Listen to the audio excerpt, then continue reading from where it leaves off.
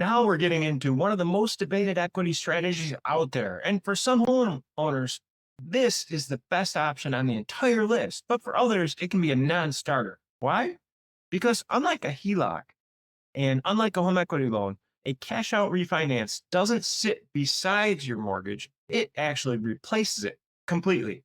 You take out a new mortgage that's larger than your current balance, and the old mortgage gets paid off.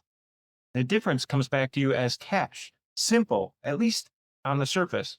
But then things start to get more interesting because the first question most homeowners ask isn't how much cash can I get? It's what happens to my current mortgage? And that's exactly the right question. Because if you've been carrying the same mortgage for years, especially if you've locked in a very low interest rate, replacing it is a decision that deserves careful thought, not fear, not panic, just thoughtful analysis. Now, that doesn't mean a cash out refinance is a bad idea. Far from it. For some homeowners, combining the everything into a single mortgage can simplify their finances. But for others, the numbers work so well, replacing the mortgage creates a better overall outcome. So every situation is different. And that's the point, because this isn't about finding the best product, it's about finding the best fit.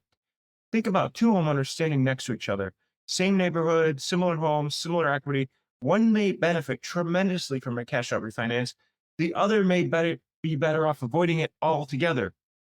That's why this blanket advice can be dangerous that's out there, because your mortgage isn't just a number, it's part of a much larger financial picture. So who typically finds themselves considering this option? Homeowners who want one single mortgage payment, homeowners who need a large amount of cash, and homeowners whose overall financial goal may benefit from restructuring their existing mortgage. But then what if your goal isn't lower payments? What if your goal isn't a renovation? What if you're looking at retirement and wondering how the equity in your home could help support the next chapter of your life? That's where our next option enters the conversation. And it's probably the most misunderstood strategy on this entire list.